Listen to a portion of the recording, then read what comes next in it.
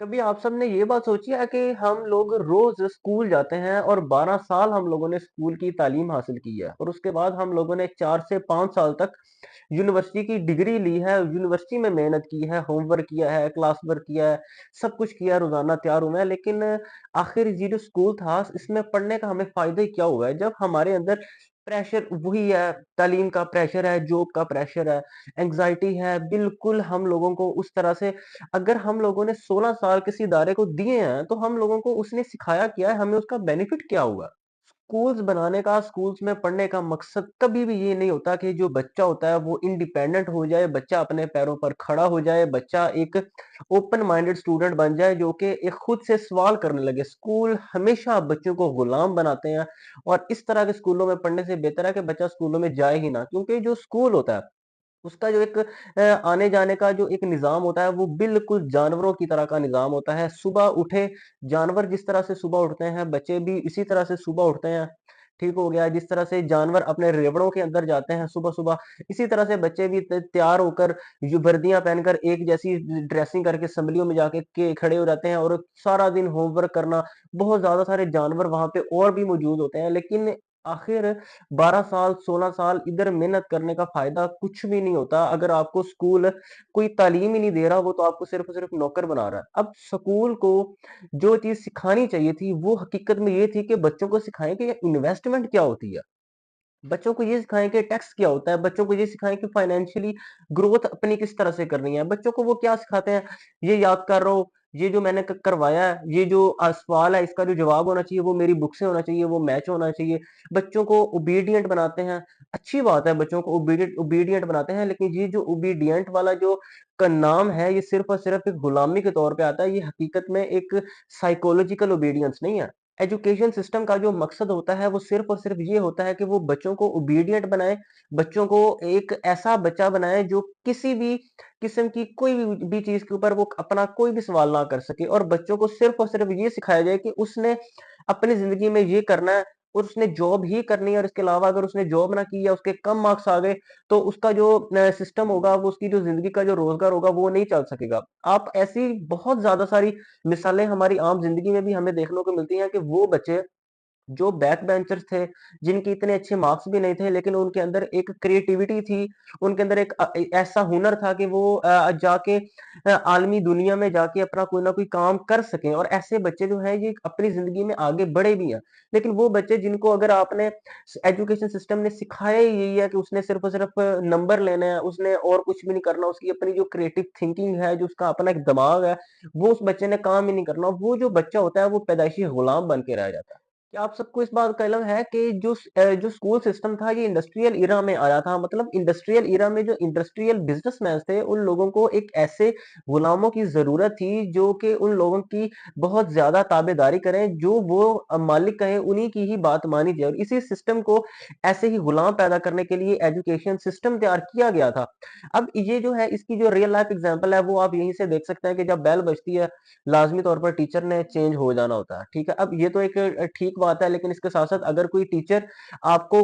Self questioning नहीं सिखा रहा, आपको ये नहीं कह रहा कि इस क्वेश्चन का जो आंसर है वो आपने अपनी सेल्फ थिंकिंग से देना है, बल्कि वो आपको ये कह रहा है कि जो मैंने जो सवाल किया है, जो मेरे पेपर में जो क्वेश्चन आया उसका जवाब तुमने मेरी ही दी गई बुक से, मेरे ही दिए गए नोट्स से ही इसका आंसर देना है, तो वो जो उस्ताद होता है वो आपको गुलाम बनाता है, वो आपकी असल तरीके से आपकी तरबियत नहीं कर रहा होता। एजुकेशन सिस्टम चाहे वो किसी भी मुल्क का हो, उसने यही सिखाया है कि अगर आपके कम मार्क्स आए हैं तो आप यूजलेस हो, लेकिन ऐसा हकीकत में नहीं होता। रियल लाइफ एग्जांपल्स आपको कोई भी कितनी एग्जांपल्स आपको मिल जाएंगी जिसमें आपको इस बात का यकीन हो जाएगा कि वो बच्चे भी बहुत ज्यादा आगे बढ़ते हैं जिनके मार्क्स जो होते हैं वो बिल्कुल नहीं होते, और वो बच्चे, कई ऐसे बच्चे भी होते हैं जो जिनके मार्क्स बहुत ज्यादा होते हैं लेकिन उनके अंदर एक सेल्फ ऑफ एबिलिटी नहीं होती, एक सेंस ऑफ एबिलिटी ना होने की वजह से वो बच्चे बिल्कुल पीछे होकर रह जाते हैं। जो स्किल्स होते हैं वो मैटर करते हैं। आपके जो मार्क्स हैं, आपका एजुकेशन सिस्टम है, वो कभी भी आपका एजुकेशन सिस्टम मैटर नहीं करता। अब एजुकेशन सिस्टम मैटर जब करता ही नहीं है, उसकी वजह ये है कि वो आपको गुलाम बना रहा है। अगर आप स्कूलों को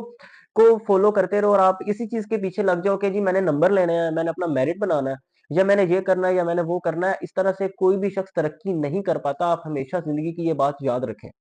बच्चा तरक्की उस वक़्त करता है जब वो ये चीज़ सोचे कि मैंने नंबर चाहे मेरे आते हैं या नहीं आते इस चीज़ से फ़र्क नहीं पड़ता, लेकिन मुझे जो काम है, जो टॉपिक है, जो एक मेरा दिया हुआ जो भी सिलेबस है वो मुझे समझ में आना चाहिए, मेरे दिमाग में वो चीज़ बैठनी चाहिए और उसका मेरी अपनी असली ज़िंदगी पे फ़र्क पड़ना चाहिए। ये जो चीज़ होती है अगर कोई बच्चा इस माइंडसेट से अपनी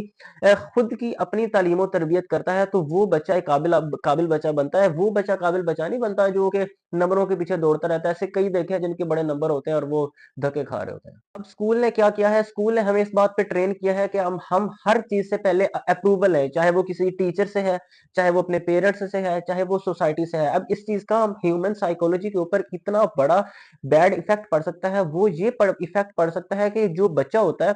वो अपनी जो सेल्फ ऑफ थिंकिंग है, अपने नज़रिए से कोई बच्चा सोच ही नहीं सकता। वो बस इसी चीज़ पे डिपेंड रहता है कि यार अगर मैं अपने माँ-बाप से पूछूँगा या मैं अपने टीचर से पूछूँगा या मेरी जो सोसाइटी होगी वो इस बारे में क्या रिएक्ट करेगी, वो इसी चीज़ की इसी बेस के ऊपर ही फैसला करता है। अब जो इस तरह का जो नज़रिया होता है ये बहुत ज़्यादा मटेरियलिस्टिक नज़रिया होता है और इससे बहुत लोगों की ज़िंदगियाँ तबाह-ओ-बर्बाद होकर रह जाती हैं। अब ये जितने भी टीचर्स जो कि स्कूल में बच्चों को पढ़ा रहे होते हैं, ये बच्चों को गुलाम तो बना रहे होते हैं, लेकिन खुद भी दर हकीकत ये गुलाम ही होते हैं क्योंकि इन लोगों का एक अपनी अगर इन लोगों की अपनी आप पे देखें, इन लोगों की अपनी आप तनख्वाह देखें, तो उनकी तनख्वाह भी 20-25 हज़ार रुपए से ज़्यादा नहीं होती। इसकी वजह ये है कि ये खुद भी सारी ज़िंदगी इसी स्लेवरी सिस्टम के अंदर रह के इन्होंने अपनी उम्रें गुज़ार दी और अभी आने वाली जो यूथ है उसको भी ये एक घटिया किस्म के निज़ाम के अंदर डाल रहे हैं। अगर तालीमी निज़ाम आपको गुलामी सिखाता है तो इस गुलामी से बेहतर है कि बच्चा किताबों को की तरफ जाए ही ना, बच्चा घर में बैठ के इखलाकियात सीखे क्योंकि आपके जो इखलाकियात होते हैं, जो आपकी एथिक्स होती हैं, वो मैटर करते हैं और आपके अपने जो स्किल्स होते हैं, वो मैटर करते हैं। इसके अलावा ज़िंदगी में ये काम नहीं आना कि H2O का फ़ॉर्मूला पानी का फ़ॉर्मूला था या क्या था, ये चीज़ें मैटर कभी भी नहीं करती। जो मैटर करता है वो आपके स्किल्स मैटर करते हैं और आपका जो इखलाक, आपकी एथिक्स ये चीज़ मैटर करती हैं। अब हम बात करते हैं इस गंदे निज़ाम के सॉल्यूशन की कि अगर एक शख्स 16-17 साल इस घटिया किस्म के निज़ाम में अपनी उम्र गुज़ार रहा है, तो अब उसके लिए क्या हल है? अब उसके लिए जो हल है, बेहतरीन हल वो ये है कि वो अपने लिए एक सेल्फ एजुकेशन के तौर पर अपने आप को सेल्फ एजुकेट करे। अपने आप को अपने अंदर वो जानने की कोशिश करे कि उसके अंदर स्किल्स कौन से मौजूद हैं। जो स्किल्स उस बंदे के अंदर मौजूद हैं, उसी को वो लेकर आगे चले और उसी के ऊपर वो काम करे, मेहनत करे। अल्लाह ताला ने हर किसी के अंदर कोई ना कोई स्किल, कोई ना कोई एबिलिटी डाली ही होती है, लेकिन सिर्फ़ और सिर्फ़ फ़र्क इस बात का होता है कि कोई शख्स उस एबिलिटी को ढूँढ पाता है और कोई शख्स उस एबिलिटी को ढूँढना चाहता ही नहीं है या वो किसी वजह से ढूँढ ही नहीं पाता। अब क्या हमें क्या चाहिए? हमें चाहिए कि हम अपने अंदर देखें कि हमारे अंदर किस चीज़ की एबिलिटी है और हम उसके के ज़रिए से अपने आप में वो स्किल्स पैदा करें, अपने आप में खुद सेल्फ क्वेश्चनिंग करें, सिस्टम के ऊपर क्वेश्चनिंग करें। हमेशा जो स्मार्ट फाइनेंशियल पर्सन होता है, वो सिस्टम के ऊपर क्वेश्चन करता है। वो सिस्टम के वो पूरे के पूरे निज़ाम के ऊपर सवाल उठाता है। वो आदमी जो होता है, वो एक तरह का अक्लमंद आदमी कहलाता है, लेकिन जो उसके जो क्वेश्चंस होते हैं, वो भी लॉजिकल क्वेश्चंस होते हैं।